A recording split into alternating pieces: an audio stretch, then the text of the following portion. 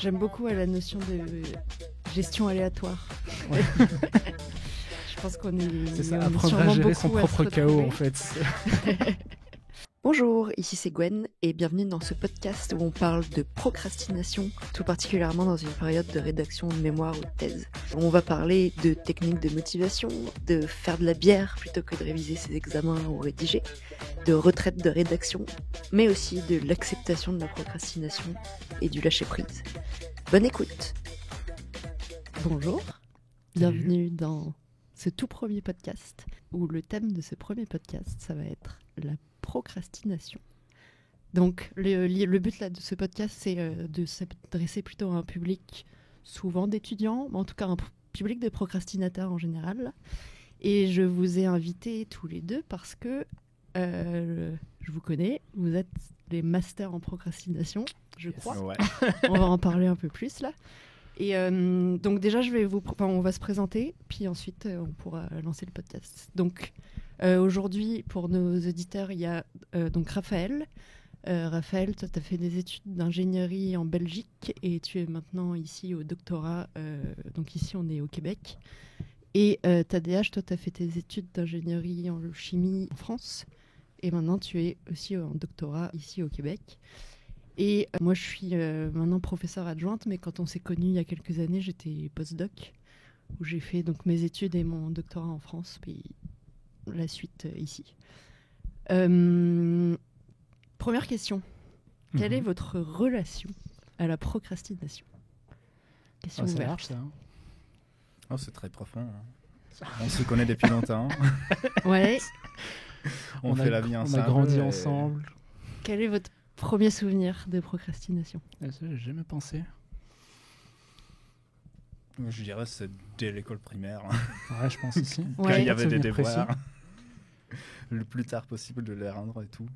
Ok, donc dès l'école primaire, Après, moi, j'avais tu le faisais souvenir les que devoirs au dernier moment ? Ouais. En primaire, justement, j'avais assez de facilité. J'avais pas besoin de préparer quoi que ce soit. Donc, j'ai pas souvenir que j'y avais besoin de toute façon de deadline ou de faire un truc en particulier. Donc, je pense que c'est plutôt secondaire où il y a quand même. Tu commences à devoir faire plus de travail sur le côté. Mais Ok. alors, quand exactement ?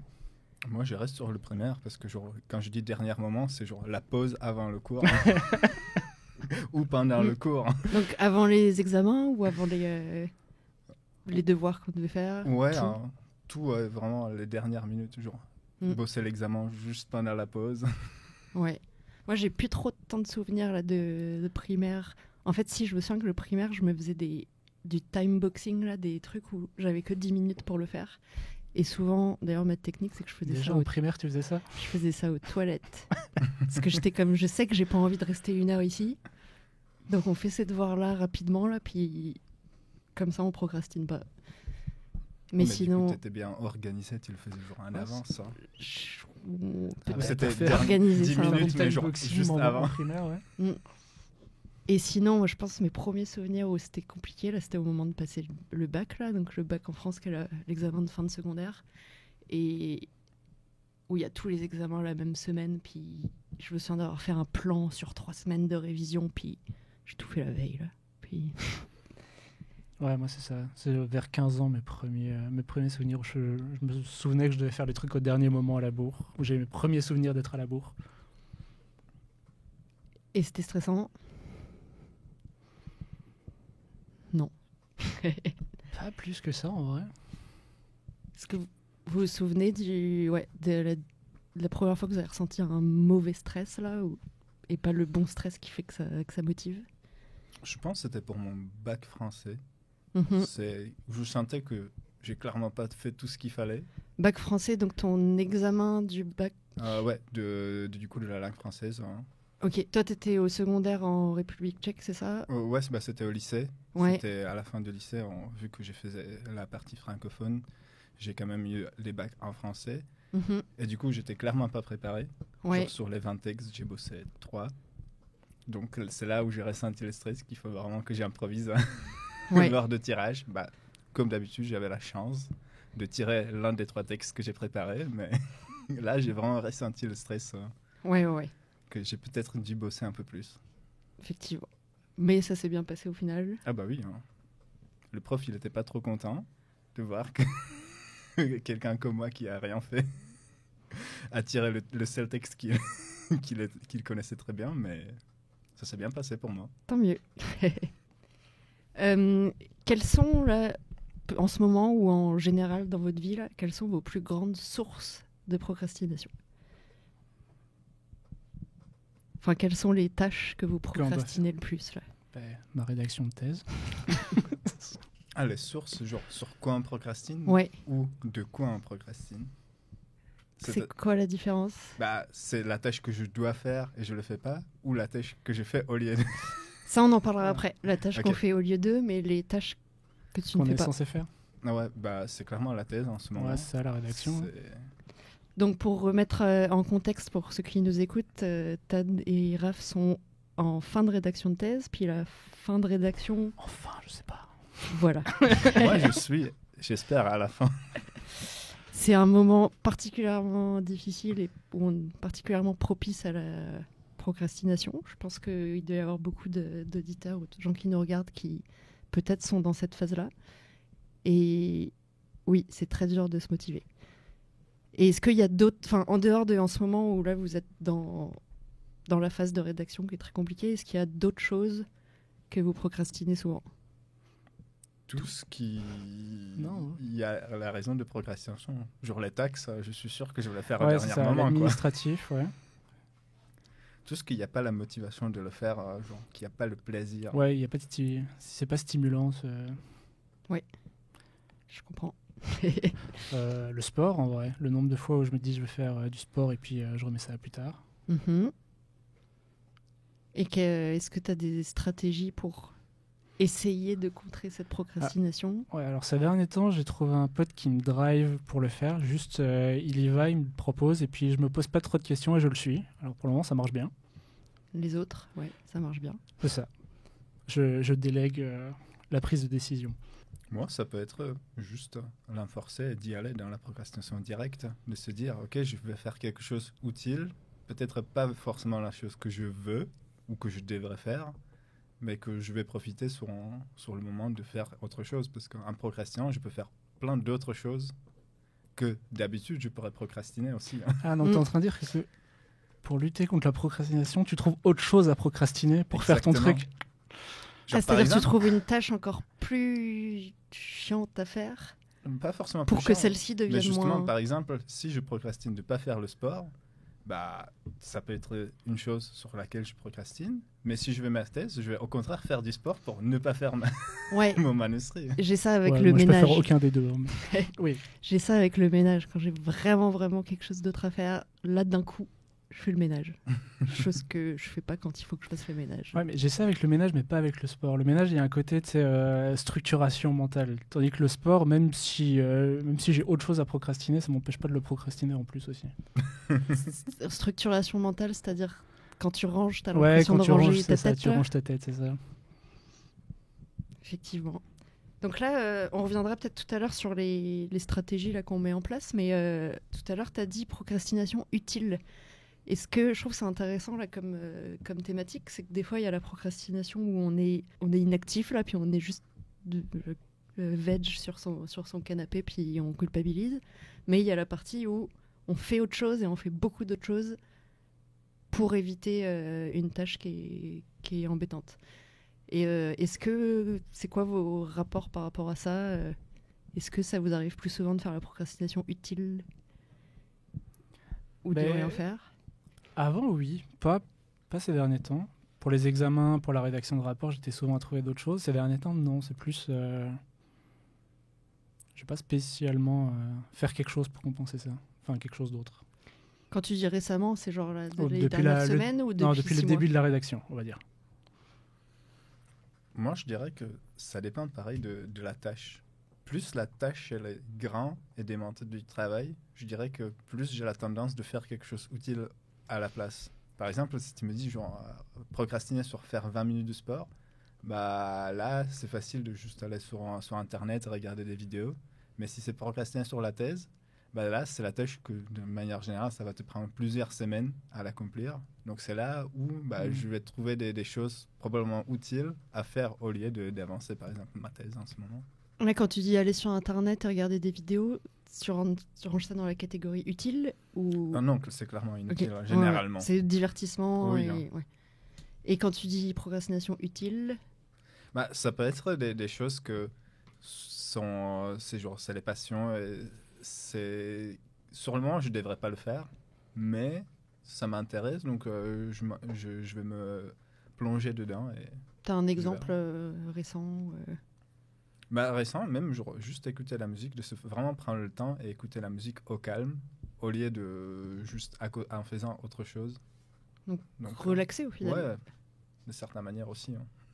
Et si c'est de la vraie relaxation, c'est plus de la procrastination, mais un temps de pause. Ouais, mais comment du coup, on définit la différence, ça c'est le temps de délicat. pause qui dure toute la journée. Très bien. Et là, Raphaël, ta perception, c'est que tu fais rien à la place, mais on se côtoie un petit peu. Puis moi, ma perception, c'est que tu as fait 200 000 autres choses. 200 000, peut-être pas. Genre, tu as fait une bande dessinée de vulgarisation. Ouais. Toi aussi, tu as fait de la vulgarisation. Non, c'est sûr, je trouve aussi plein des de trucs choses pour, avec le club art nano. Ouais, mais ça, c'est dans le cadre, on va dire, du travail, de l'horaire actif. En vrai, pendant ces moments-là, oui, je peux trouver d'autres choses. Mais si, par exemple, je quitte le labo juste pour faire de la rédaction ou que je suis chez moi, là, je vais pas forcément trouver... seul, je vais pas forcément trouver ce type de tâches pour compenser. Je peux plus aller sur quelque chose de très passif, comme regarder des vidéos.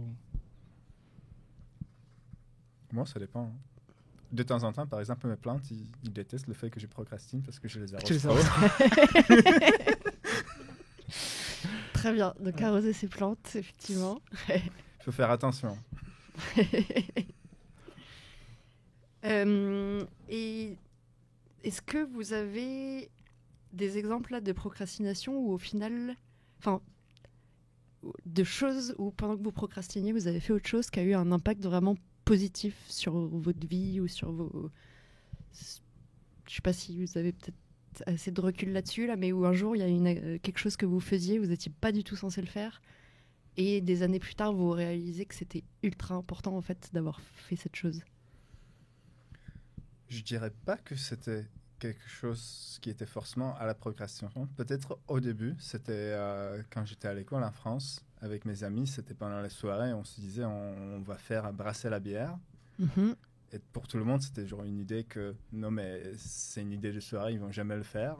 Et au bout d'un moment, on s'est vraiment motivé et on a commencé. Mais par le fait qu'on voulait pas faire, on voulait pas faire les examens, on voulait pas travailler pour bosser.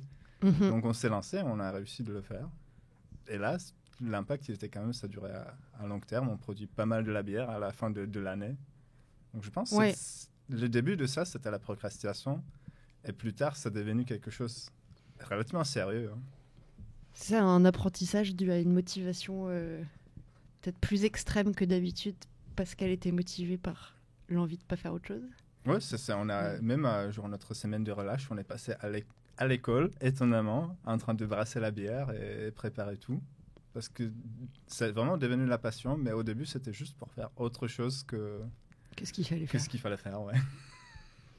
Mais ouais, c'est vrai. Mais là, moi, c'est plus récent, donc j'ai peut-être moins de recul, mais c'est vrai que par rapport à ce que je fais, justement, comme tu dis, pour pas écrire ma thèse ces derniers temps, c'est vrai que du coup, je découvre des trucs comme la communication scientifique, le fait de... Récemment, j'ai fait une activité pour des jeunes de secondaire pour leur parler de science, ce genre de truc, ça me plaît beaucoup. Donc c'est vrai que ça permet aussi de découvrir d'autres passions assez intéressantes. Est-ce que ça ouvre des portes ou des idées pour l'avenir ? D'avoir fait toutes ces choses à côté, pour une bonne ou une mauvaise raison, peu importe, mais d'avoir fait toutes ces choses ? Ouais, potentiellement, on verra, l'avenir le dira. Je trouve sûrement, de certaines manières, on développe toujours les skills d'apprendre, de faire autre chose. Donc je trouve que ça pourrait être toujours utile, peut-être pas forcément pour la carrière, hein, mais toujours dans la vie. Hein. C'est ça, c'est que surtout là, les exemples que vous preniez, communication scientifique, aller parler auprès des jeunes du secondaire, c'est quand même des choses qui ont un vrai impact au niveau aussi de votre travail là, en tant que doctorant en ingénieur, en tant que doctorant en ingénierie. Et donc, moi, mon point de vue, c'est que c'est de la procrastination utile, là. Mais l'avenir nous le dira, effectivement. Donc, y a-t-il une bonne et une mauvaise procrastination ? Tu veux dire par rapport à ce qu'on fait quand on procrastine au lieu de faire ce qu'on devrait faire ? La question ouverte, y a-t-il une bonne et une mauvaise procrastination, selon vous ? Ouais. Il donnait l'exemple de se relaxer. En général, quand je suis vraiment justement en mode trop actif à faire, genre à aller faire plein de trucs au lieu de faire ce que je vais faire, mais de façon un peu trop nerveuse, j'ai plutôt tendance justement à essayer d'accepter, lâcher prise, et puis alors plutôt en mode ok, aujourd'hui ça passe pas, et alors plutôt faire quelque chose plutôt aller vers un état un peu plus détendu, plutôt que rester dans ce mode toujours très tendu, à vouloir être très hyperactif. Je pense que c'est un bon point. C'est la partie lâcher prise. Là, c'est tant qu'on est dans le mode il faut que je travaille, il faut que je fasse ça, et qu'on le fait pas, on est dans un mode négatif, de culpabilisation, de avoir l'impression qu'on est nul et qu'on n'est pas capable de faire des trucs. Là. Et dès l'instant où on lâche prise, on fait ok, là, on fait une vraie pause.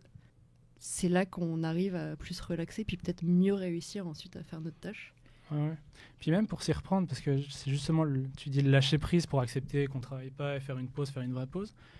Puis après, moi justement, la façon dont j'essaye de lutter contre ça, c'est aussi une forme de lâcher prise sur c'est plus le fait je dois faire quelque chose, de toute façon je vais finir par le faire. Et souvent je vais essayer de trouver des excuses pour pas le faire, je vais trouver des voies alternatives. Puis à un moment, c'est juste lâcher prise aussi sur ce mode de réflexion, en mode, en fait, t'as pas le choix de faire ça, tu vas le faire de toute façon. Donc lâche prise sur toutes les solutions que tu essayes de trouver annexes pour y aller, et puis juste laisse-toi porter par le mouvement et fais ce que tu as à faire. Et donc c'est un peu dur à atteindre, mais c'est... Ça paraît facile à dire. Oh, fais c'est ce pas que facile. t'as à faire. Ah ben je me le dis à chaque fois, et c'est pas pour autant que ça avance, mais disons quand j'y arrive, ça marche bien. Okay. Bon, ça marche une fois sur 10, mais... Y a-t-il une bonne et une mauvaise procrastination ? Moi, je dirais la procrastination, c'est toujours positif, parce que si tu planifies ta vie de manière que tu fais des choses comme si tu les as prévues, que tu vas rien faire là, ou tu vas regarder des vidéos, c'est comme si tu n'as pas procrastiné, mais en même temps, ça revient pareil. Hein. Donc, c'est sûr que c'est un plus, disons, pas la mauvaise gestion, mais c'est plus la gestion aléatoire des tâches, comment tu les fais. Donc, à la fin, le fait que j'ai passé une journée à regarder des vidéos, est-ce que c'était vraiment une mauvaise chose ? Sûr, j'ai pas avancé ma thèse dans la journée, mais j'ai fait plein d'autres choses. J'ai regardé des films, j'ai regardé des vidéos. Ouais, parce qu'au final, tu finis aussi par, plutôt que lutter contre la procrastination, tu t'adaptes par rapport à ce mode-là. Tu sais que ça arrive comme ça, tu sais qu'il va falloir une deadline et que tu vas t'y faire au dernier moment, mais au final, si le résultat est là et que c'est comme ça que tu fonctionnes, tant que tu arrives à atteindre tes objectifs et que tu te sens pas mal après. J'aime beaucoup la notion de gestion aléatoire. Ouais. Je pense qu'on est... C'est ça, apprendre à gérer son propre chaos, en fait. Et effectivement, le principe d'acceptation de sa gestion aléatoire quand c'est le cas. Je sais pas si ça vous arrive, mais moi, des fois, quand je procrastine, en fait, d'un coup, je me retrouve à faire une tâche que je procrastinais depuis 3 mois, là. Puis d'un coup, comme elle est devenue numéro 3 des tâches les plus ennuyantes à faire, d'un coup, elle est super cool à faire. Ouais, c'est ce que tu disais, tu procrastines d'autres choses. Activement. Et surtout, on se rend compte que ça prenait que 5 minutes de faire ça. Ça fait 3 mois que ça me prend de la charge mentale, là. Et ça prenait que 5 minutes ou 1 heure, là, mais... Ouais, ça, à chaque fois que je traîne pour envoyer un papier administratif, une fois que tu l'as fait, tu dis, mais c'était quand même débile. Pourquoi il m'a fallu 3 semaines pour faire ça ? Après, il y a aussi des choses que c'est relativement récemment que je me trouve dans la situation où je me dis, au fait, pourquoi je devrais faire ça ? Parce que, de certaines manières, c'est même pas important. Et genre, d'un coup, je dis, au fait, ouais, je vais pas le faire. Et du coup, d'un coup, dans la tête, je procrastine plus. C'est juste, j'ai le temps libre.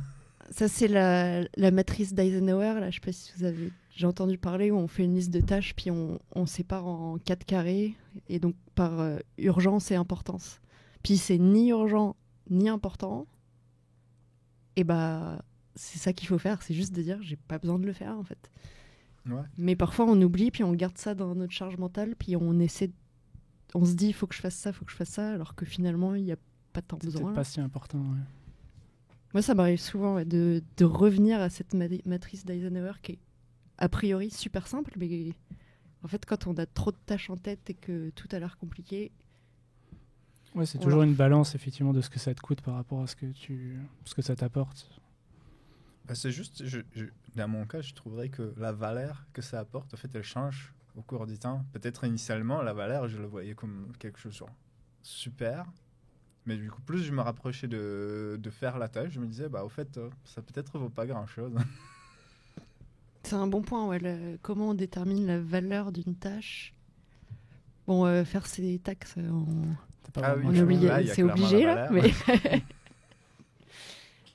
Mais il y a certaines tâches, oui, où parfois, ça vaut le coup de se poser la question. Puis parfois même, là, si je repars peut-être même en mode de méthodologie de recherche, etc., là, parfois, prendre plus de temps pour réfléchir à qu'est-ce qui est vraiment utile et s'assurer d'avoir une bonne méthodologie, ça vaut plus le coup que juste faire des trucs sans but, là.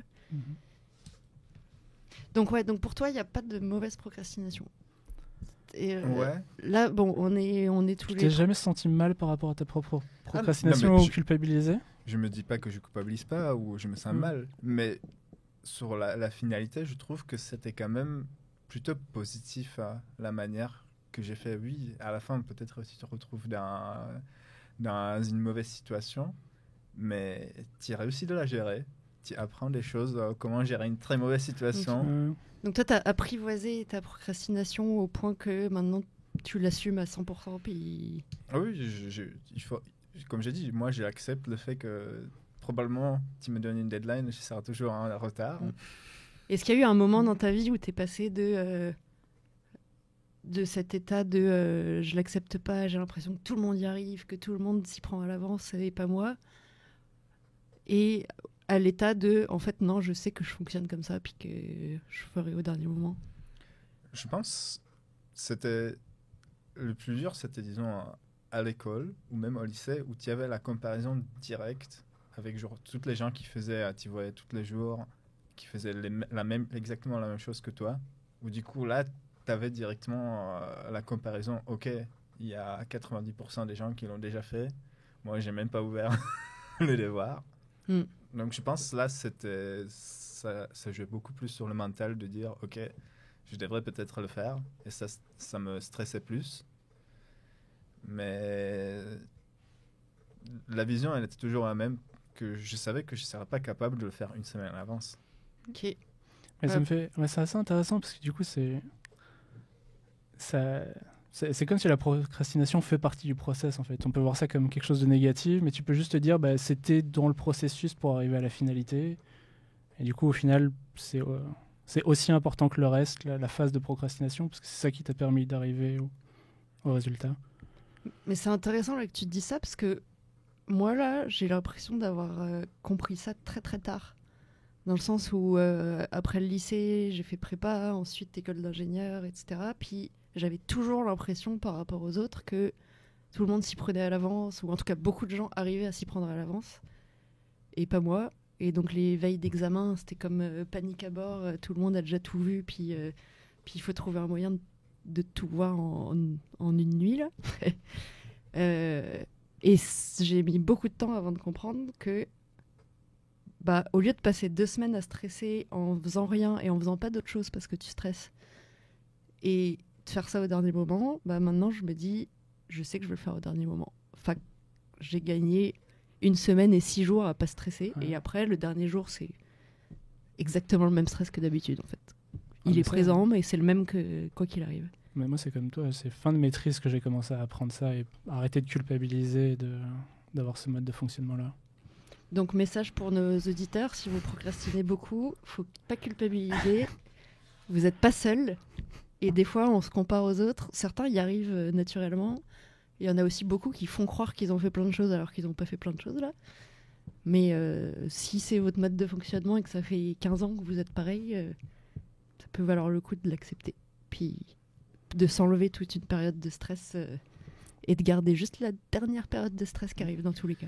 Ouais, parce que je sais pas toi, mais moi du coup, pendant très longtemps, je me suis pris pour un fainéant parce que justement, tu sais, je faisais ça au dernier moment. Moi, je dirais que ça m'enlève pas le stress. Moi, le stress, il est là. Je stresse dès le début jusqu'à la fin. Mais je sais que si j'étais la personne qui arrive de le faire en avance, je ne serais pas capable de juste dire « Ok, je l'ai fait, je l'envoie, c'est bon. » Je vais y réfléchir jusqu'au dernier moment de toute façon. Et à la fin, je vais probablement passer beaucoup plus de temps dessus, de le refaire, recorriger et d'y réfléchir. Juste parce que je sais que je suis un peu perfectionniste et je peux faire encore mieux. Et est-ce que pendant ce temps de stress dont tu parles, est-ce qu'il y a pas un truc où il y a quand même le cerveau qui fonctionne et qui fait le travail dans sa tête pour pouvoir l'accoucher le dernier jour? C'est sûr qu'il y a toujours des réflexions sur le sujet. Donc oui, c'est la question, est-ce que je ne le travaille pas, mais juste dans ma tête? C'est possible. Je pense qu'il y a une partie de vérité sur ça. Mais il y a quand même beaucoup de choses que je me rends compte à la dernière minute que, bon, peut-être j'ai dû réfléchir un peu plus sur ça. Alors, oups, maintenant je sais qu'il fallait que je fasse ça, mais c'est trop tard. Ouais, c'est Trop ça. tard, on va Si faire j'avais avec. eu quelques jours de plus, ça aurait pu être un chouïa mieux. Mais... Là, t'as utilisé tout à l'heure le mot fainéant. Genre, j'avais l'impression d'être fainéant. Ouais. Je trouve ça intéressant aussi, parce que moi je l'ai aussi beaucoup, beaucoup eu, et encore là, ce sentiment. Et derrière, maintenant là qu'on réalise un peu plus que notre mode de fonctionnement là, est-ce que tu as encore l'impression d'être fainéant? Qu'est-ce que ça a changé sur ta perception de toi-même? Non, j'ai plus ça maintenant. Par contre, je dirais plus que ça a des conséquences parce que du coup, j'ai surcompensé avec d'autres tâches que j'arrivais à faire beaucoup. Et du coup, justement, des trucs plus actifs qui ne sont pas forcément de la rédaction ou quelque chose qui demande d'être très focus sur une tâche très, très calme. Du coup, j'ai fait beaucoup d'autres choses en parallèle pour compenser ça, pour me dire que j'étais pas fainéant, justement. Et du coup, j'ai peut-être été dans une extrême inverse pour compenser ce sentiment-là, je dirais. Du coup, t'as tu es devenu développé- plus actif. Hmm Du coup, tu es devenu beaucoup plus actif. Ça, on peut dire ça, mais Ouais, peut-être trop par un moment, tu vois, c'est ça que je veux dire. T'as appuyé sur tes forces, mais presque trop appuyé sur tes Ouais, forces. c'est ça. Ok. Et toi, le sentiment d'être fainéant, Bah, je l'ai un peu toujours. Mais on fait avec. Peut-être Ok. c'est le cas. Mais est-ce que c'est négatif, positif? Est-ce que ça peut impacter parfois la confiance en soi, puis du coup plein d'autres choses derrière là? Ouais, moi, ça l'a été pendant très longtemps, effectivement. Je me suis senti très mal par rapport à ça. J'avais pas l'impression d'être à ma place parce que j'y arrivais pas. Moi, je me dirais, à l'école, probablement, c'est parce qu'il y avait des choses que j'aimais pas, que je savais que je vais jamais faire. Et donc, je m'intéressais pas forcément, mais je voyais que si j'ai mis le temps pour le travailler, j'ai pu faire beaucoup mieux. Donc, c'est là où c'était un peu le côté fainéant, genre... Tu savais que t'étais capable, mais t'avais pas, Pas le vraiment besoin ou l'envie. l'envie d'aller plus loin. Ça Ouais. m'intéressait pas vraiment. Moi, je reprécise quand même à nos auditeurs, là, on est 3 ingénieurs, là, donc on est sûrement que les gens en psychologie, ils savent exactement quels sont les bons mots à mettre sur tout ce dont on parle, là. Mais ça pose quand même là des questions intéressantes, puis si ça peut aider aussi des grands procrastinateurs et procrastinatrices, bien évidemment, à accepter, puis peut-être enlever cette part de culpabilité, d'avoir l'impression d'être fainéant, etc. Là, tant mieux. Après, juste pour préciser, oui, il faut accepter, mais il faut pas accepter que vous faites pas les tâches à la fin. Non, c'est ça. Oui, Si- c'est ça. Si à la fin les tâches sont pas faites, ça va pas. Mais si effectivement c'est ton mode et qu'à la fin le résultat est là, C'est ça le truc, c'est que peut-être nous, tous les trois, on a la chance que derrière, on fait les tâches, en tout cas les tâches importantes. Mais si ça se trouve, il y a des niveaux de procrastination qui sont tellement élevés que derrière, les personnes, ça les bloque complètement sur tout plein de choses là. Puis là, nous, on n'est pas des experts là-dedans, là, mais il y a plein de ressources et de choses aussi pour essayer de contrer ça.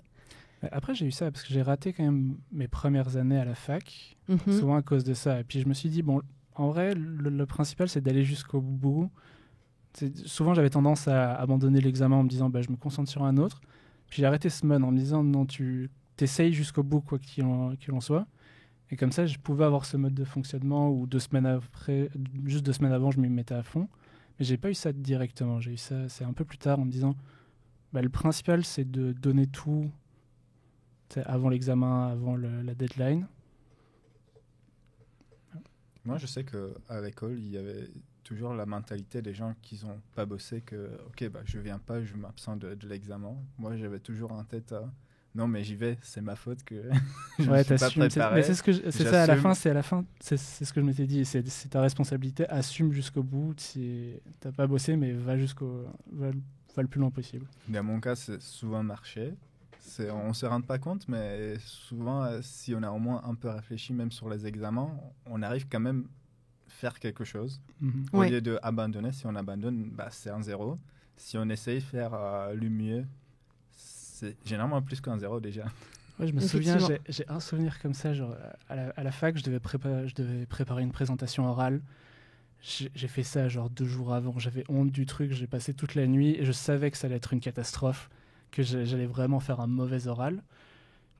Et puis là, je me suis vraiment dit, tu sais quoi, comme tu dis, c'est ta faute, t'assumes et tu vas t'humilier devant le prof et devant la classe, mais tu le fais, tu vas jusqu'au bout. Puis au final, il y avait d'autres parties de l'examen, d'autres trucs qui m'ont pas mis une si mauvaise note que ça, même si effectivement, c'était pas ouf. Puis j'ai eu la note, c'était pas une note, c'était à peine, c'était très limite, mais au moins le cours est passé et puis je l'ai quand même réussi à la fin, pas haut la main, mais au final, le cours a quand même été réussi. Tu n'avais pas à stresser après pour les rattrapages. Non, c'est ça. Etc. Tu as réussi, tu as validé avec une note. Mais ça, j'avais vraiment en tête, je vais me prendre un énorme mur dans la gueule, mais t'y vas et vas-y. Assume. C'est ça. Oui, puis moi, souvent aussi, là tout à l'heure, je disais travailler toute la nuit la veille de l'examen, là, mais c'est faux. Souvent, vers 2h ou 3h du matin, il y avait une certaine heure où je me disais, vaut mieux que je dorme et que demain, mon cerveau puisse inventer par lui-même les réponses, là. Ça marche peut-être pas pour les matières où il faut apprendre par cœur, là, mais toutes les matières où c'est de la logique, vaut mieux avoir le cerveau frais. Même celle où tu devais apprendre par cœur, je me disais toujours, quand j'allais me coucher, maintenant, tu laisses tout ça de côté. Et puis, je voyais beaucoup de gens qui, juste 5 minutes avant l'examen, relisaient leur truc pour l'avoir en mémoire vive. Moi, j'essayais toujours de me vider la tête avant un examen. Et puis, je me suis dit, ce qui a été appris est appris, c'est là, et puis on verra, suivant les questions, ce que ça donne. C'est clairement moi, jusqu'à la dernière minute, je lis les documents, je cherche ce que je peux. Ah non, moi, j'avais vraiment besoin d'avoir la tête vide juste avant l'examen, sinon j'étais pas bien. Après, moi, souvent, les nuits avant, j'ai passé plus de temps à calculer si je commence maintenant, je me couche à telle heure. Qui allait souvent du fait que j'ai commencé à minuit ou à 1h de maths. Et au contraire, j'ai passé vraiment la nuit blanche pour aller au bout et voir quelque chose. Ouais, moi, j'avais toujours en tête le fait que c'est pendant la nuit que tu as ta mémoire qui se restructure, là, comme dans... C'est quoi, c'est vice-versa, le Pixar où tu as les petits souvenirs là, qui sont triés. Ok, lui, on le garde, lui, on l'enlève. Et donc, j'avais toujours ça en tête de... Si je dors bien, ça va mieux être ancré dans ma tête. Puis, surtout, si tu dors bien, tu arrives à réfléchir, là. Et... mais par contre, je lisais quand même au dernier moment aussi. Mais... Moi, ça dépendait quand l'examen il était dans la journée. Genre les examens du matin, je savais que je suis capable de tenir jusqu'au midi. Par contre, si l'examen il était l'après-midi, là, il fallait que je dorme vraiment un peu. Ah, donc tu faisais des nuits blanches complètes, là. Tu dormais pas... Presque. Ok. Où je dormais genre 1-2 heures. Ok. Vraiment à la dernière minute. Ah ouais. En même temps, moi, je suis pas capable de me lever si je dors que 2 heures. Moi, j'ai fait ça une fois et puis je me suis dit, ok, ça sert à rien, je suis même pas capable d'écrire une phrase pendant l'examen. Du coup, j'ai arrêté. Quelles sont vos meilleures techniques contre la procrastination quand vous sentez que ça fait trop longtemps là, puis qu'il faut agir? Comme avec le temps, en fait, au final, il y a une certaine confiance en toi sur le fait que malgré tout, au final, le truc va quand même se faire et que tu vas y arriver. Du coup, garder ça en tête. Puis, je sais pas comment dire. Ça revient à ce que je disais tout à l'heure. C'est juste accepter le processus et puis se laisser rentrer dedans sans trop se poser de questions au final. Ok. Et puis, ça dépend de la grandeur des tâches. Après, si c'est des trucs un peu plus longs comme la rédaction, genre faire ça avec d'autres personnes puis suivre un mouvement, ça m'aide bien en général. Oui, je te rejoins sur ça. Pour les examens, je pense les examens où j'étais le plus préparé, c'est juste j'ai décidé que je vais traîner avec mes potes qui bossaient. Ouais, pareil. De manière générale, moi je suis venu juste pour faire des blagues à côté, c'est ça. Mais au fur et à mesure, ils posaient des questions. Et quand ils ont posé une question, j'ai passé du temps à essayer de répondre à la question, de trouver la solution. C'était pas l'objectif d'apprendre quelque chose, mais au final, j'ai fait le processus de réfléchir comment résoudre le problème, ce qui m'a quand même pas mal aidé pour les examens. Fait que dans le cadre des examens, là, ce que j'entends, c'est que tu fais un peu... je suppose que souvent, là, c'était de la pédagogie un peu standard, là, où c'est un cours magistral, puis après, il faut travailler chez soi, là. Et là, la manière dont je le comprends, c'est qu'en fait, c'était tes collègues, là, tes pairs, qui te font un cours en classe inversée involontairement, là, c'est ça? Enfin, en pédagogie active. Ouais, un petit, un peu comme ça, c'est qu'ils disent, ok, je comprends pas ça, et on se penche sur le problème, on regarde, on essaie de comprendre. Donc, ça veut pas dire que c'était toujours vrai ce qu'on a trouvé comme la solution, mais... C'est une bonne technique, ouais. Se baser sur les questions que les autres se posent pour essayer d'y répondre. Après, et donc se creuser la tête. Après, ça c'est quand il y a plusieurs personnes qui ont, disons, le même objectif. Ouais. Là, pour la rédaction de thèse, c'est vraiment, il faut se forcer un petit peu d'y avancer petit à petit. Ouais. C'est vrai qu'au moins les examens, tu y allais en groupe, il y avait un effet collectif en mode on partageait tous ça. La rédaction, t'es un peu plus seul, t'es un peu plus isolé, t'es seul avec ton projet à mener à bout. Donc là, on est en train de bifurquer sur la rédaction, puis c'est là-dessus aussi que je voulais faire une emphase. Donc là, sur cette chaîne, il y a beaucoup de conseils pour les gens qui écrivent soit leur doctorat, soit qui sont en train de faire un mémoire de master, etc. Et donc là, vous êtes en plein dedans, là, rédaction d'un mémoire de doctorat, où c'est un gros projet, puis un gros truc à procrastiner. Là-dessus, sur cette chose qui est beaucoup plus compliquée que beaucoup de choses, ça a été quoi où justement tu disais que vous êtes plus 30 à faire la même chose en même temps là. T'es tout seul et il y a peut-être quelques autres personnes qui sont dans la même phase mais pas sur la même matière là, vu que chacun a son propre projet, ses propres résultats. Ce serait quoi des conseils spécifiques dans le cadre d'une rédaction de mémoire, de master, de thèse en recherche? Je sais pas, t'en as? Parce que ça m'intéresse du coup. Le dernier truc que j'ai fait qui a bien marché, c'est j'ai appelé un pote, puis il devait travailler, il avait un rapport à rédiger en Belgique, puis juste pendant 2 heures, on a travaillé, on était en appel, puis juste on travaillait sur ce qu'on faisait, ça a bien marché. Puis le dernier truc, c'est la retraite Taisez-vous aussi, où là c'était du coup, justement on était plusieurs, tout un groupe à faire de la rédaction. Donc faire ça avec des gens, pour le moment c'est le truc le plus efficace que j'ai trouvé en tout cas. Ouais, là-dessus, là, je vais peut-être en parler, vu que ça peut servir à beaucoup de nos auditeurs et auditrices. Là, tu parles de quelque chose là, qui s'appelle Taisez-vous. Je crois que c'est thèse. Ouais, thèse, et vous. Ou Taisez, non, c'est genre tais-toi. T-Z-E-Z. En tout cas, je le mettrai dans la description là. Mais donc ça, c'est une initiative qui est au Québec, où en gros, vous allez dans un monastère pendant 3 jours avec des gens... Enfin, c'est un lieu de recueillement. Ouais, ok. Et donc, c'est tous les matins à telle heure. Ouais, c'est ça. L'horaire est très précis. Ils font la technique Pomodoro, donc c'est 50 minutes de rédaction, puis 10 minutes de pause. Puis les repas sont pris en charge, l'horaire est pris en charge, donc tu as très peu de charge mentale. Et c'est là, moi c'est ça qui avait bien marché, c'est juste, j'avais pas besoin de me concentrer sur quoi faire. Ce que je devais faire, ça a été pris en charge, après j'avais juste à regarder mon écran, puis... Et avec plein d'autres gens autour qui font pareil, donc ça motive. Et du coup, tu as un effet de groupe. Ouais. Et donc là, c'est ça, au Québec, il y a Taisez-vous, mais je sais qu'il y a des initiatives un peu identiques en France. Je pense qu'il y a Taisez-vous, et ça s'appelle... Enfin, ça vient de Taisez-vous, puis maintenant ça s'appelle Parenthèse en France. Donc c'est parents et entre parenthèses thèse. On est friand des jeux de mots. Et donc ça, je sais qu'il y a ça en France, puis c'est un peu le même principe. Là, c'est des retraites où il y a plein de gens qui sont dans le même cas et qui se concentrent ensemble. Et je sais pas dans les autres pays francophones s'il y a ça là, mais je vous invite quand même à regarder. Bon, évidemment, c'est payant là, mais c'est sûrement des choses où vous pouvez demander à vos directeurs et directrices de thèse si ça peut passer dans les budgets de recherche, etc. Là. Et c'est un peu la même chose que peut-être avant, il y a beaucoup de gens qui allaient. Enfin, moi je faisais ça, là, aller à la bibliothèque avec d'autres gens. Moi je fais ça aussi pour les examens. Ouais. Et là, ce qui est dur en thèse, c'est qu'on est tout seul. Ou là, vous êtes 2. Enfin, oui, vous êtes peut-être 4-5 dans les gens que vous connaissez. Ouais. Mais c'est pas beaucoup là. Donc l'avantage d'être avec encore d'autres gens, c'est que vous êtes plein dans la même situation. Toi, est-ce que tu as des... Moi, je suis en train de réfléchir à ce que vous dites.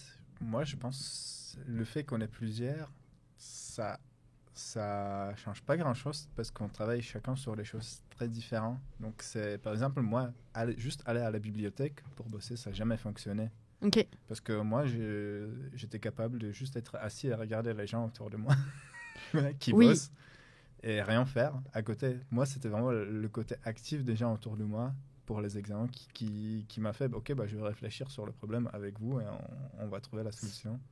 Si j'avais pensé à ça plus tôt... Parce que moi, j'ai jamais lu autant de livres que quand j'étais en prépa, là. J'allais à la bibliothèque pour faire comme tout le monde, puis au lieu de faire mes exercices de maths et de physique... Je lisais tous les livres possibles et imaginables de la bibliothèque sur autre chose, là. Idéalement, le plus loin de maths possible. C'est ça. mais il y avait quand même un moment où elle fermait à 22h, la bibliothèque où j'allais, là. Le moment où vers 21h, t'es là. Mince, allez, là, faut que je m'y mette, là. Vous avez aussi le gros son dans la bibliothèque qui annonçait que ça va fermer. Oui, ouais. C'était un dring. Ah, les bons souvenirs. Donc pour toi, être avec d'autres gens, ça t'aide pas nécessairement? Non, je pense que je serais capable si je le sais pas. Parce que t'es têtu, je ferais pas comme vous, je m'en fous. Non, mais c'est exactement ça. Je serais là, quelqu'un qui me dit, tu fais ça maintenant? Non. Moi, je vais faire non, je fais pas ça. Très bien. Après, chacun... Mais du coup, c'est quoi tes techniques? Moi, je trouve que ce qui m'a... je l'ai appris très tard, mais ce qui m'a aidé, c'est un peu comme on a parlé des priorités, en fait... De voir les tâches que je dois faire dans le processus. Et en fait, peut-être la tâche la moins importante devient la tâche que je vais finir faire dans la journée. Mm-hmm. Parce que je ne voulais pas s'attaquer sur la plus grande problématique. Okay. Mais alors là, en parlant de tâches, tu dis une chose importante là que moi je dis souvent là dans mes cours de méthodologie, c'est que des fois, notre tâche qu'on écrit, c'est écrire sa thèse. Puis il n'y a rien de pire que d'avoir comme tâche une montagne. Là. Donc là, ce que tu dis, c'est que tu découpes vraiment plein de choses en sous-tâches. Et ça, là, c'est vraiment une clé essentielle pour réussir à se motiver. C'est vraiment de mettre des sous-tâches. Et tout bête, moi, c'est au point que des fois, je me dis juste ouvrir Word. Là, moi, ça a été ça. C'est juste regarder ce que mon document. Surtout pour la rédaction. Parfois, c'est juste... Quand je procrastine, je vois que je fais plein d'autres trucs, mais je vois que j'ai pas envie de regarder. Et je me force juste à regarder et lire les dernières choses que j'ai faites. Et parfois, c'est suffisant juste pour avoir le déclic. Ouais, moi, des fois, c'est juste trouver le document Word. Sauf que quand tu vas dans tes dossiers, tu vois plein d'autres dossiers. Tu penses à plein d'autres choses à faire. Tu te retrouves sur des sites. Ouais, une des techniques aussi, c'est que j'avais enlevé les favoris, enfin en tout cas l'historique. Et des fois, je me retrouve, je devais écrire une demande de subvention là, puis plusieurs fois, je me retrouve sur un Google Forms qui n'a pas rapport. Puis c'est bizarre, je le referme. 5 minutes plus tard, je suis sur le Google Forms. Et au bout d'un moment, je me rends compte qu'en fait, mon doigt, tout seul, il appuyait sur F, entrée, pour aller sur Facebook. Oui, je suis de l'ancienne génération, je vais sur Facebook. Et vraiment, c'est que j'ai dû voir au moins 4 fois un Google Forms apparaître, parce que ça commençait par F et j'avais enlevé Facebook de mon historique, là. Et ça m'a pris 4 fois avant de réaliser que mon doigt allait tout seul sur Facebook. Et mine de rien, ça aide, parce que mon Google Forms, je m'en fichais, là, donc je refermais, puis je me reconcentrais. Moi, sur ça, j'ai fait la pratique que ce que j'avais pour travailler sur la thèse, j'avais une fenêtre exprès mis pour les articles, etc. Où justement, j'essaie pas mélanger justement Facebook, etc. dans la même fenêtre. Ah, genre un bureau séparé, là? Ouais. Ouais, moi maintenant j'ai un navigateur pour Facebook, les activités hors travail, et puis j'ai l'autre, un navigateur juste pour les Ouais, c'est trucs ça. de travail. Ça, c'est un bon point. Moi, j'arrive pas à faire bien Comme mes ça, j'ai contrôles mes- alt pour Ouais. m'en sortir, là, mais... Parce que du coup, comme ça, tes onglets, t'as les onglets que tu pins, c'est soit lié au travail, soit lié au loisir. En plus, tu peux en faire plusieurs, genre pour les parties spécifiques de ta rédaction, des tâches que tu as à faire. Donc ça, j'ai appris relativement rapidement. Et en plus, maintenant, tu peux la synchroniser. Donc tu peux réouvrir ce set des onglets sur un autre ordi sans aucun souci. Ah, mais comment on fait ça? Il faudrait que je te montre la fonction. Ok, Je si je sais trouve pas. un tuto, puis on le Tu met... fais un petit tuto. Ouais. On le met en commentaire pour les gens qui nous écoutent, puis pour moi aussi. Ouais, moi j'ai essayé là, d'avoir des bureaux séparés, mais je suis pas très douée avec ça. Il y a toujours. Ouais, j'ai commencé ces Des derniers trucs qui temps, se mais mélangent. au final, je finis par m'y perdre. Il y a un truc dans le bureau loisir qui va dans l'autre, et puis ça, Ouais. j'ai du mal à garder ça structuré. Mais du coup là, on est en train un peu de bifurquer vers essayer d'éviter les distractions là. Ou comme je disais tout à l'heure, appuyer sur F pour aller sur Facebook, mine de rien, c'est une distraction. Est-ce qu'il y a d'autres distractions principales où vous vous rendez compte que vous vous retrouvez toujours là-dessus, puis comment est-ce que vous faites pour essayer de les éviter? Alors déjà, la fenêtre La fenêtre de chez toi ou du Ouais. labo? du labo, peu importe la fenêtre. Dès qu'il y Ah, a mais toi, quelque t'as chose une à belle vue quoi sur une regarder, montagne ouais. et tout là. Ouais. J'ai la belle vue, coucher du soleil, il est toujours plus important que la tâche que je dois Ah ouais. finir le soir. Donc, message à tous les employeurs, il faut pas de fenêtre. Non, je rigole. Non, mais je pense que si je suis dans le moment où je n'ai vraiment pas l'envie de faire la tâche, peu importe quoi autour de moi Ok. sera plus important. Ouais, tu trouveras de toute façon quelque chose à faire. Si... Parce que moi, typiquement, sur mon cell, là, sur mon téléphone portable, j'ai beaucoup trop d'applications de concentration. Selon les périodes, j'en utilise une ou l'autre, là, mais genre, typiquement, j'en ai une qui me permet de bloquer mon téléphone pendant 2 heures, où je peux pas l'allumer. Si, je peux l'allumer. C'est juste que c'est un peu... C'est un peu plus chiant. Ouais. Il faut que je fasse un truc un peu compliqué. Donc, mais juste ça, là, ça permet d'enlever... Enfin, de rajouter des obstacles vers un truc de procrastination. Et il y a plein d'applis comme ça, je sais aussi sur les navigateurs, pour éviter d'aller sur Facebook, Instagram, TikTok. C'est quoi les nouveaux trucs? 9gag. Je suis Ça aussi existe. toi. Mais 9gag, sans ça aller- existe encore. Ça Ah doit, oui, ouais, hein. je pense. Mais sans aller jusque-là, moi maintenant j'essaye de au moins retourner mon téléphone, que l'écran soit vers le bas, enfin sur le bureau. En vrai, ça C'est fait déjà déjà ça. une petite diff de Mhm. pas avoir les notifications qui pop. Déjà, moi, je suis passé de mode vibration à mode silencieux. Ouais, complet. moi c'est full silencieux, j'ai plus de notifications. Moi, je suis sur euh, silencieux depuis 5 ans, là, Ouais, mais c'est pareil. pas suffisant.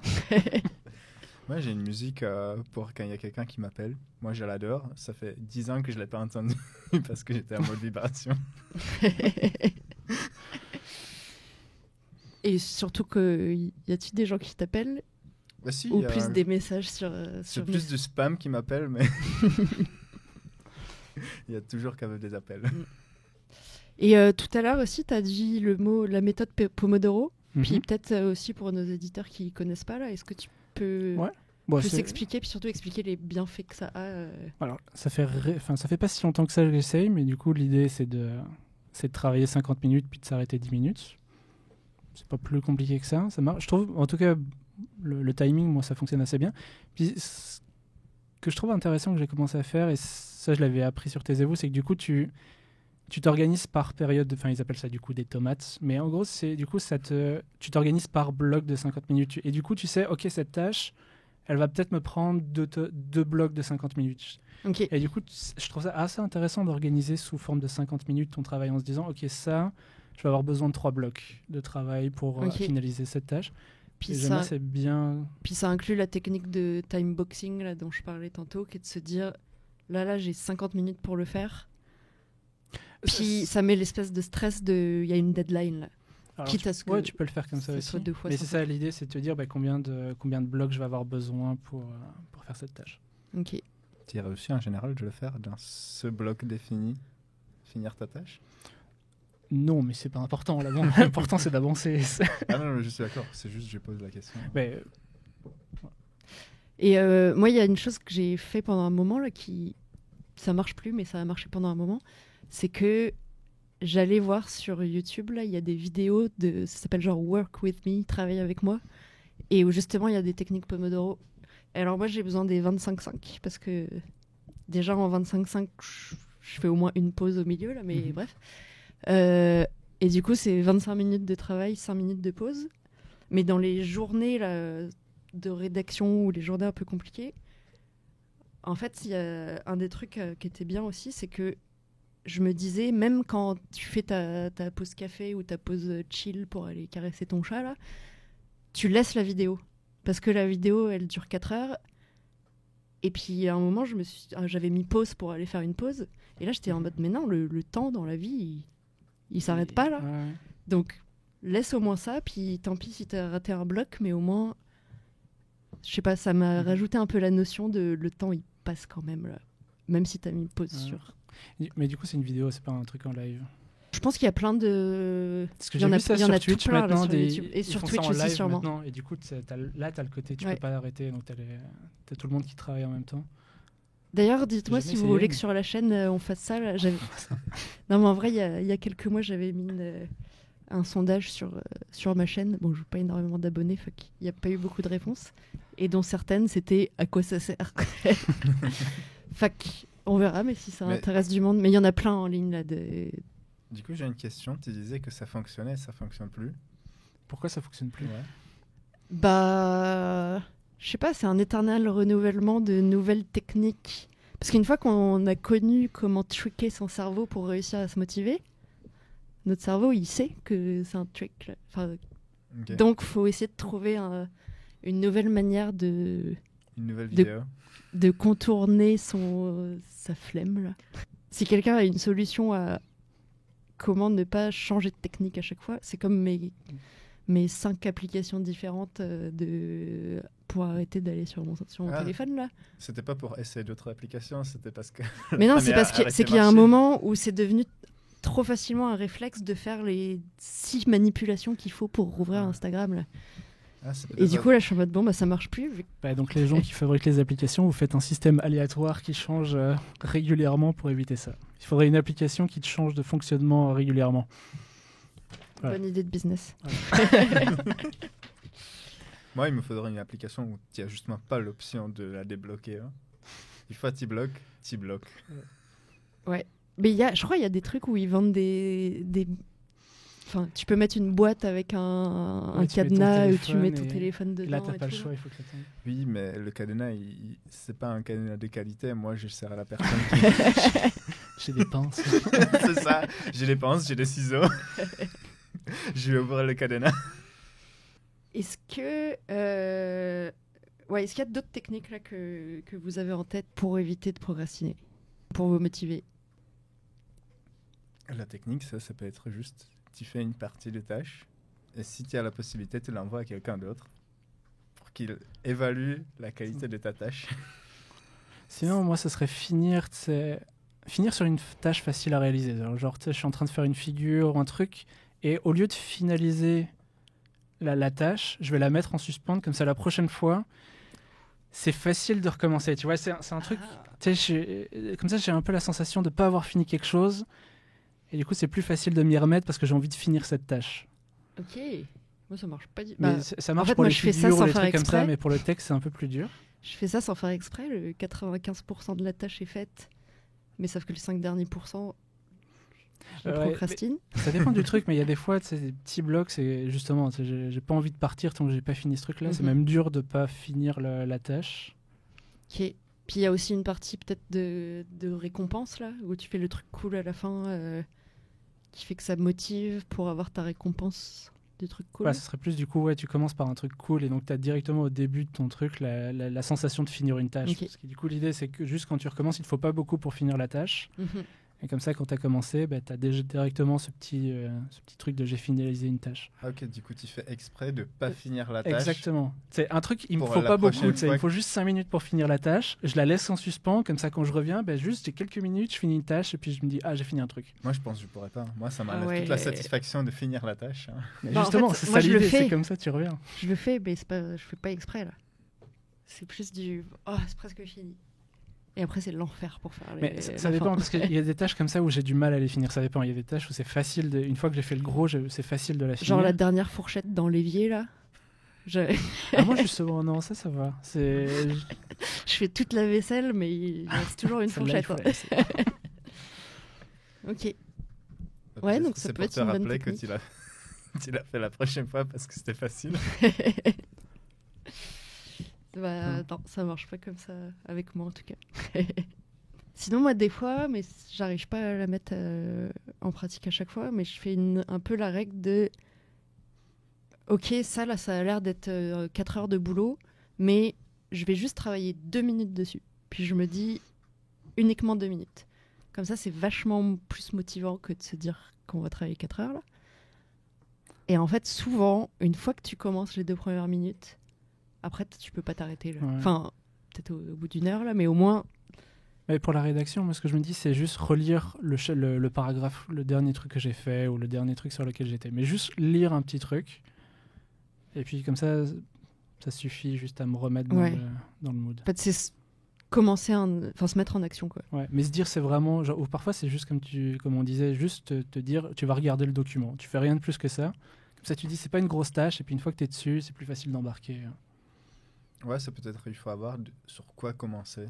Parce que là, quand tu me dis, je commence à travailler 2 minutes, moi, sur beaucoup de tâches, je suis en mode, ok, mais je fais quoi pendant les 2 minutes? Donc, je suis en train de regarder la tâche, je sais pas quoi faire. Donc, il faut peut-être pas un temps, mais plutôt un truc en particulier. Il faut quelque chose. Probablement trouver quelque chose de particulier qui te permet justement de se relancer, que tu as l'envie de continuer. Ok. Je suis pas sûre de voir. Je sais pas, par exemple, pour la rédaction, je trouve peut-être la lecture, c'est un bon début, mais moi, la rédaction, c'est souvent que j'ai besoin de réfléchir. Donc, c'est pas le moment que je produis quelque chose activement, je réfléchis. Donc, après 3 minutes de réflexion, moi, j'arrête avec plaisir. Mais ça, là, je ferais peut-être une vidéo là-dessus, là, mais il y a moi, ce que j'aime bien faire, c'est les phases de rédaction. C'est-à-dire que tu as une phase où tu es juste en mode je fais ma figure, puis point barre, donc j'écris rien du tout. Ou des phases où tu écris, mais tu écris avec plein de fautes d'orthographe, avec je sais plus ce que c'est le nom.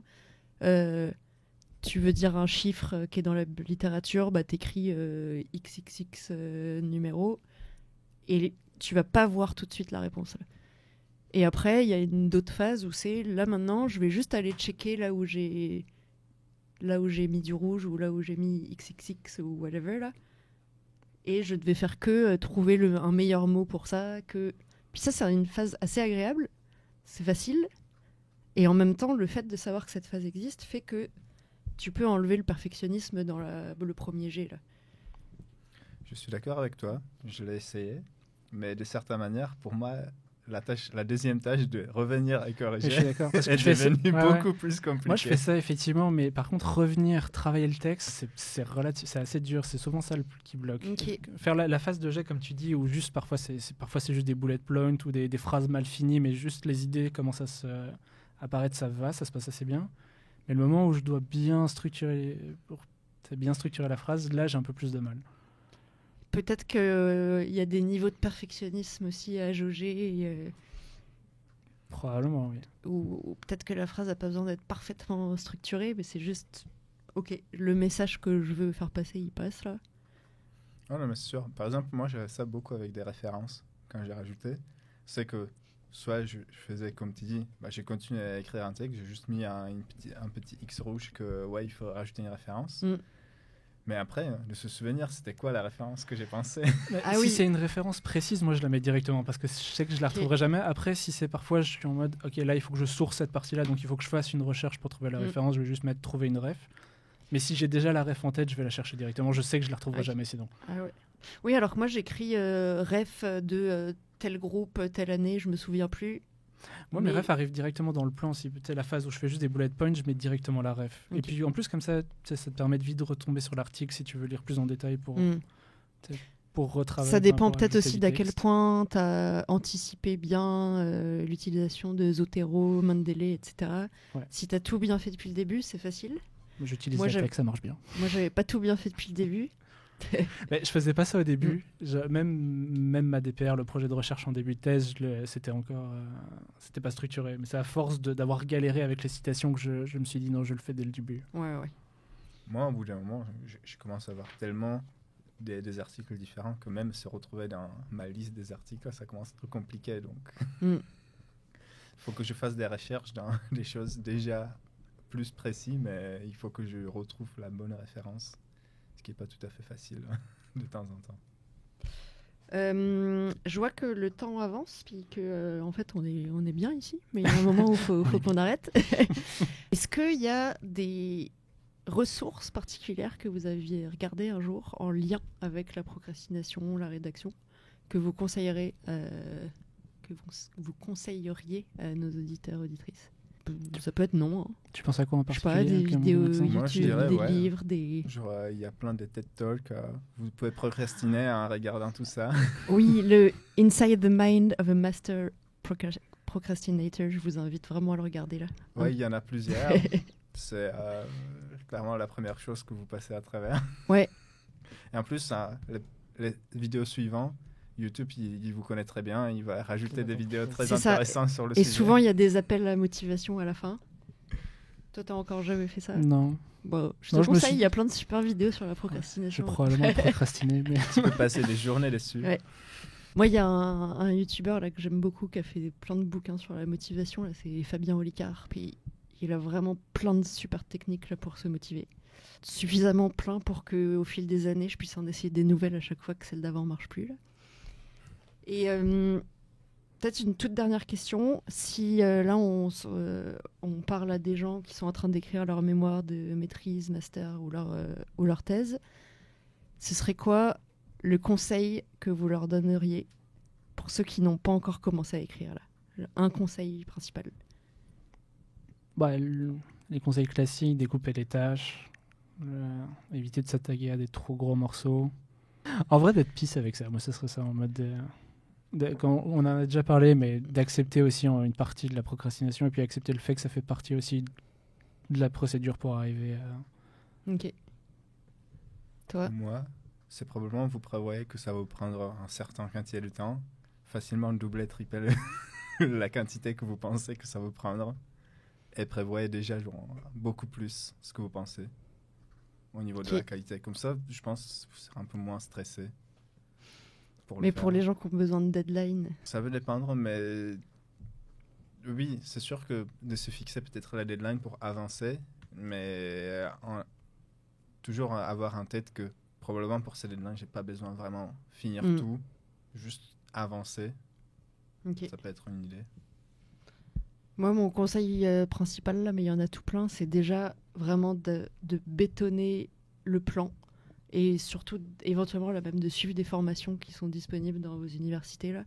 Et en fait, si le plan est ultra clair puis que le fil rouge, les transitions sont bien, après, c'est vachement plus facile d'écrire. Là. Moi, c'était ça que j'avais fait, puis ma thèse, je l'ai écrite en vraiment peu de temps grâce au fait que j'ai suivi une formation où, à la fin de la formation, tout était écrit dans ma tête. Là. Donc, il n'y avait plus qu'à.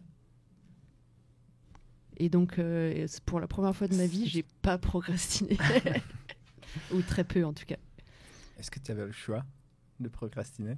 Alors Ouais, non, j'avoue que la deadline de Ouais. la fin de contrat aidait beaucoup aussi, là, mais surtout le fait d'avoir un plan extrêmement structuré et de savoir toutes les transitions, ça fait que tout le reste, en fait, il s'écrit tout seul. Et normalement, je devrais faire des vidéos sur cette chaîne pour essayer de Ça donner t'introduit le des prochain conseils podcast, là-dessus. en fait. Eh bien, merci beaucoup. Merci Raph, merci Tad. Puis, je sais pas si vous avez un dernier mot avant qu'on finisse ce podcast. Rien de particulier, mais merci beaucoup pour nous inviter. Ouais, merci, c'était cool. Merci beaucoup. Puis, si ce type de sujet vous intéresse, je vous invite à liker la page, mais j'ai pas encore de page, à vous abonner, tout ça. Puis surtout à mettre des commentaires s'il y a des sujets qui vous intéressent. Merci. À bientôt. Bye.